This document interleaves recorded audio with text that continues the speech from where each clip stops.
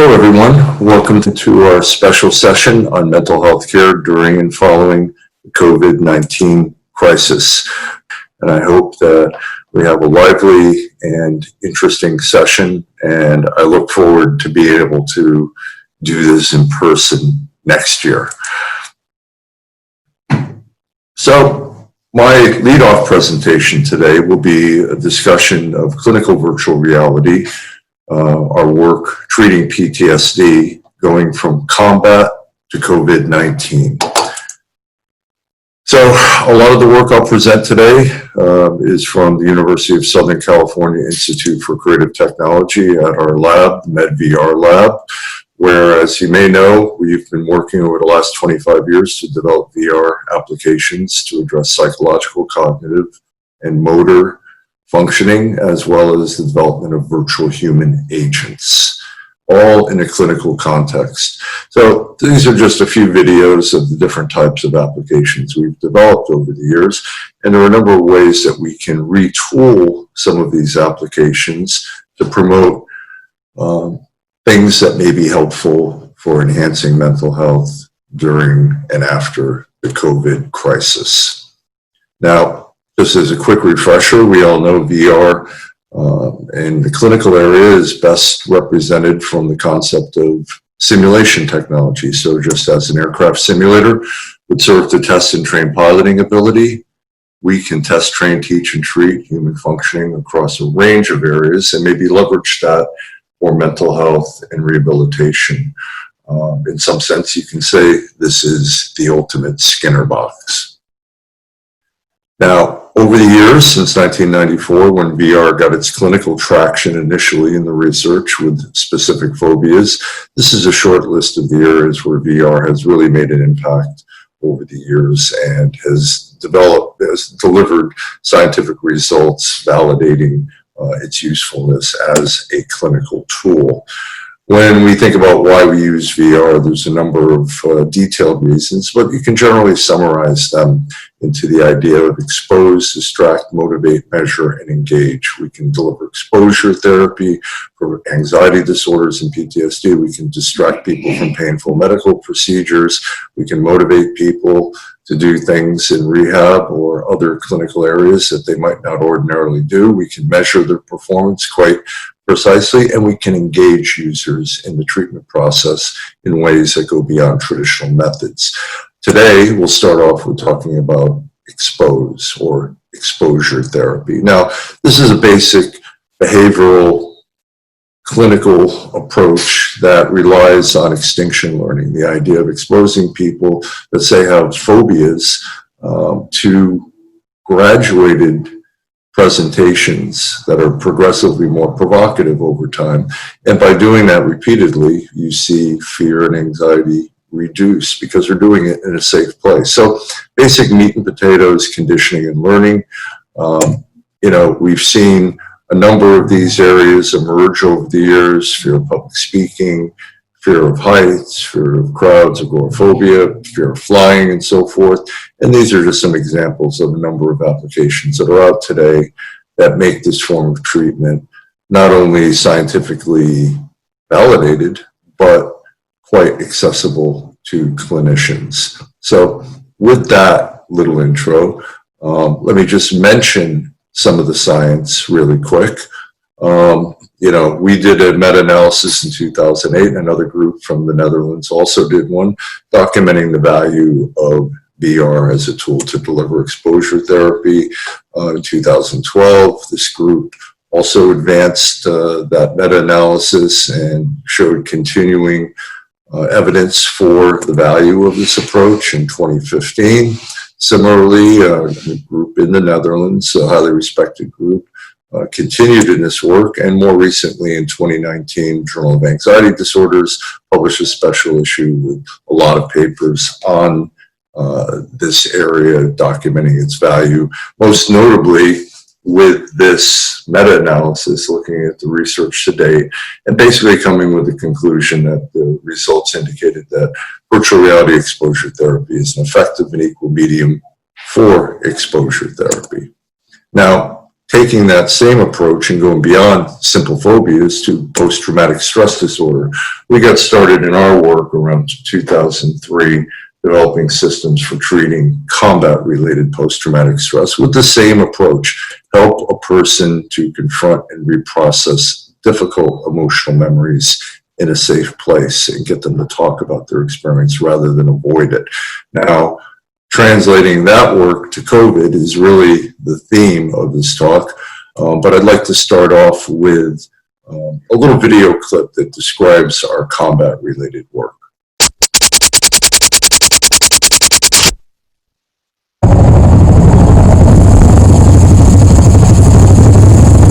I literally have not talked about that scenario for 10 plus years.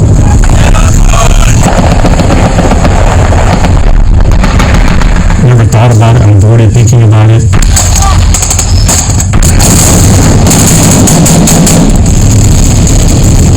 This time as we go through, we have a civilian population to worry about, and it's kind of hard for us because we have to judge between the civilian and military. Some of the things that I saw and some things I did just stuck with me. Retired U.S. Marine Chris Merkel is about to return to war. A decade on from 3 tours in Iraq and 4 in Afghanistan, this time his front line is a virtual battlefield. You start to feel like you're there, and you see, like how I physically saw how I went. In my mind, I can see that guy getting ready to shoot him, and it's so intense. This is BraveMind, a virtual reality exposure therapy program designed by psychologist Rizzo to treat various forms of post-traumatic stress disorder. How traumatic is it for a patient to face these painful memories head-on, to relive them through BraveMind? When you tell people about it initially, they say, why would you make somebody go back and confront these horrific experiences that they had? Well, we do it because the science shows that this is an effective approach, that helping a person to confront and reprocess difficult emotional memories in a safe place, getting them to talk about things they don't talk to anybody about, that is the path to healing. Merkel says his time in service left him in a constant state of hypervigilance, leading to bouts of anger, depression, and insomnia. In return, we're not a whole person when you return. It's not like a movie, it's not instantaneous, it's not glorious, it's very violent, it's very visceral. And when traditional therapy failed to help his PTSD, he turned to the VR program to face the very memories he had been avoiding for years. Contact front ID left side. If you activate this fear, this traumatic memory, but nothing bad happens, you're in a safe place with a supportive clinician, eventually that fear or anxiety extinguishes or habituates. In his lab at the University of Southern California's Institute of Creative Technologies, Rizzo's team has over 14 combat scenarios, building in the sights, sounds, vibrations, and even the smells of war. The clinician has a control panel where they can adjust the lighting, the time of day, the number of people, where a bomb goes off, if the plane is flying over. So you can customize the experience moment by moment in real time before helping the person to go back to something that's relevant for them. The BraveMind team hopes its tech can be used to treat many other instances of PTSD, not only that of returning soldiers, but those suffering trauma from other walks of life. Certainly, we're going to be facing a wave of mental health challenges, specifically with healthcare providers on the front lines of COVID. So with that said, just a quick review of some of the research in the combat area. One of our early clinical trials showing progressive improvements over time with treatment that were maintained at follow-up. This is a closer look at that data. 16 no longer met PTS criteria at the end of treatment.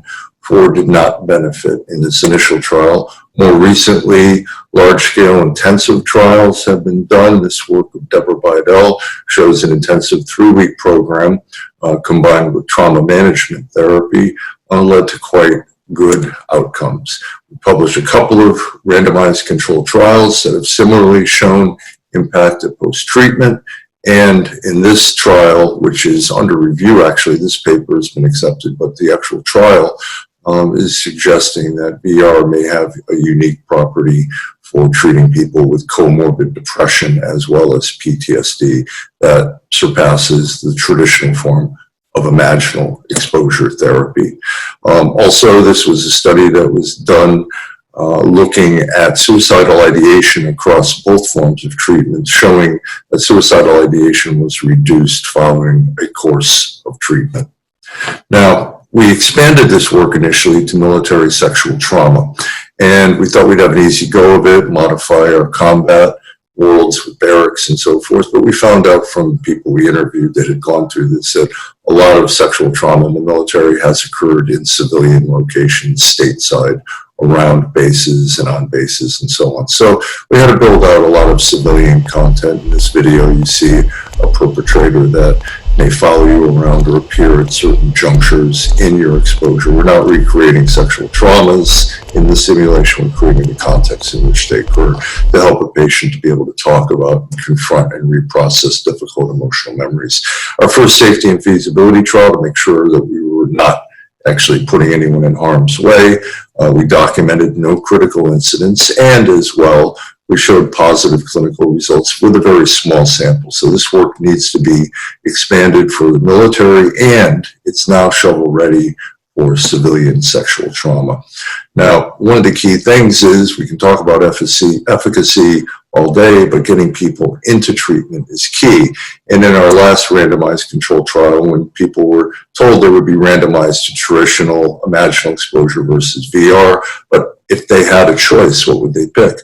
Nearly 77% across the trial would have chosen virtual reality. So we may have a tool here for breaking down barriers to care, which brings us to the final part of this talk, and that is the idea that, you know, taking everything we've learned and leveraging the research and development from the combat and military sexual trauma world, there's plenty of trauma in the world.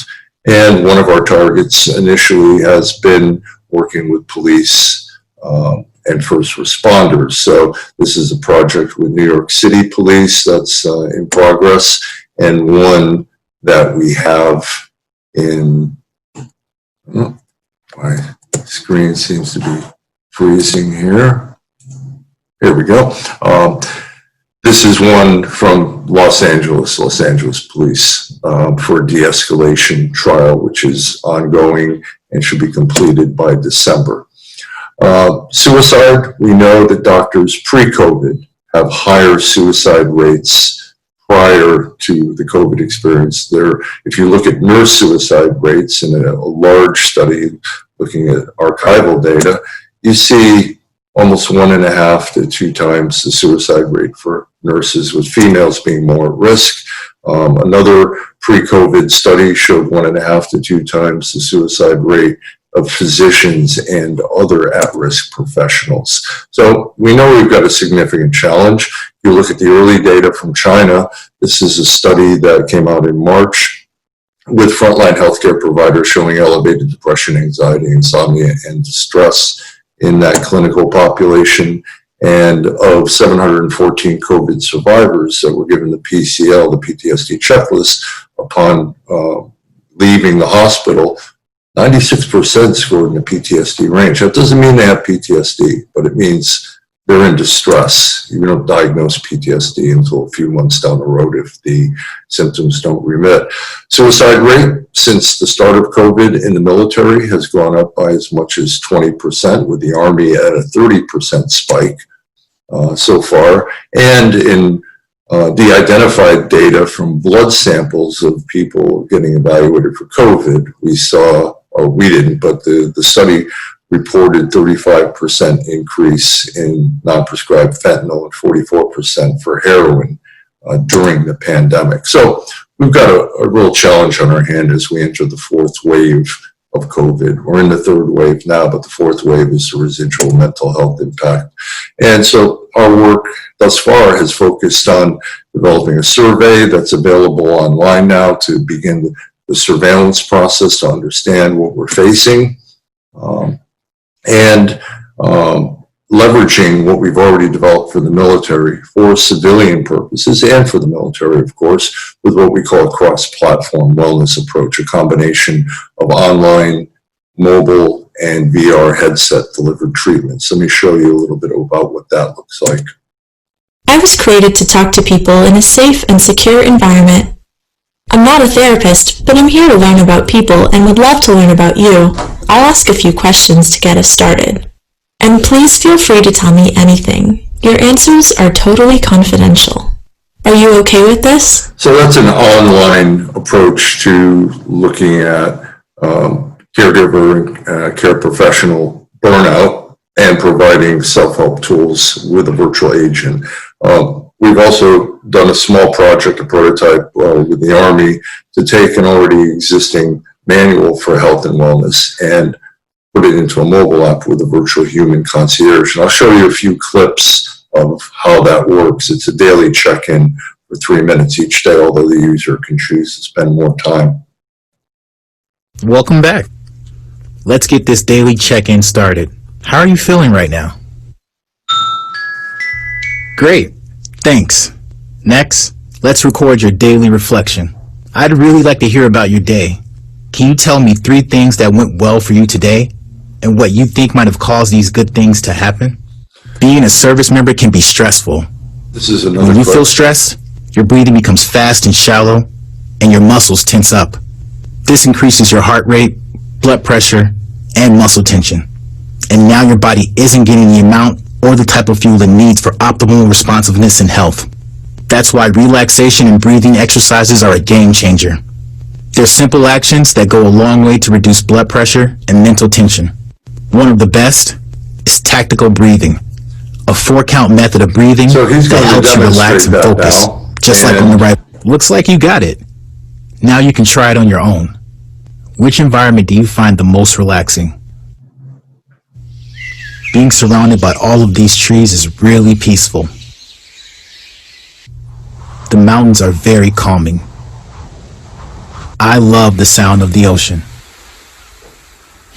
I can stay and breathe with you, or I can give you some privacy. What do you prefer? So Nice work today. Hit next to see your score report. Good job. You're getting there. You met your exercise goal, but you fell short of your step goal. So in that application, we can also track Fitbit or Apple Watches and use that information to provide it to the user and do this on a daily basis with the user. A civilian version of this is in the offing.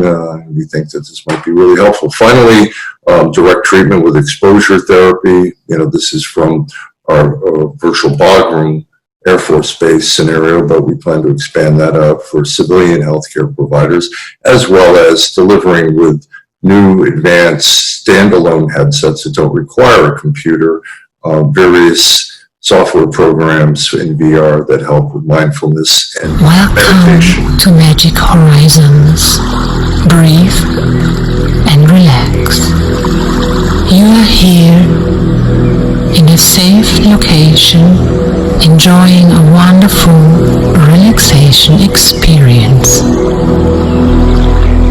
Now, please pay attention to your breathing. So you get the idea with that. To conclude, we know we have a challenge on our hand. These are some of the areas that we believe VR is going to be instrumental in addressing the problems of COVID in the 4th wave with the mental health residual. So with that, thank you for your time and attention, and I invite you to stick around to the next group of talks that will be forthcoming. Thank you very much.